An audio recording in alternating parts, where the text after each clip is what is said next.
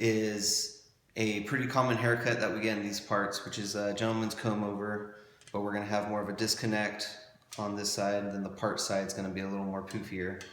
And what we have here is an unfinished taper.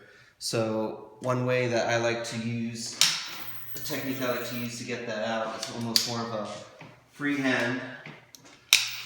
So you can just get the top pieces without using a comb and making lines. So you can just get one smooth motion through it. You can use a guard, or you can use your andis on a half if the hair's shorter to get a similar effect. But you place it on the head and you go at almost a 45-degree angle and you just notch out the very, very tips of it, making a nice smooth transition, getting the hair out of the way.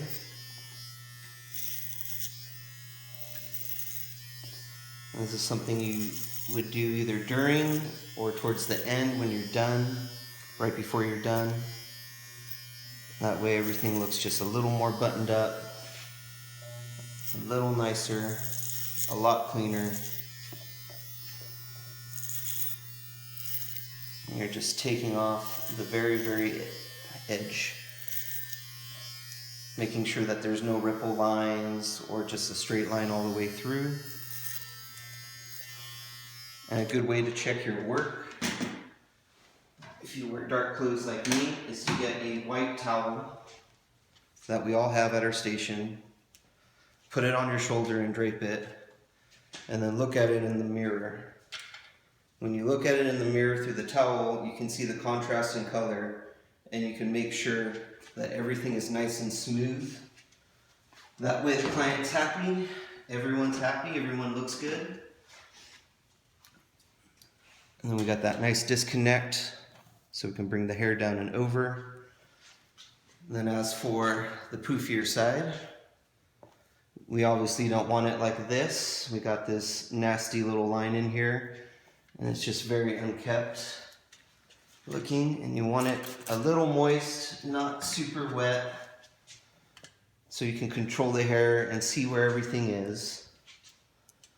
And just like you did with the clippers, just take off the very, very tips to smooth it out. Or if you don't want it this poofy, which no one normally does around here, we want to get a little aggressive with it, constantly moving your comb as you're cutting.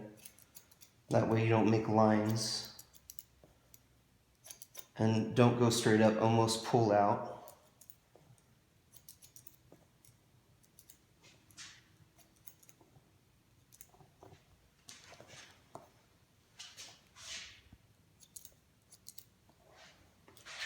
And then you just move all the way around.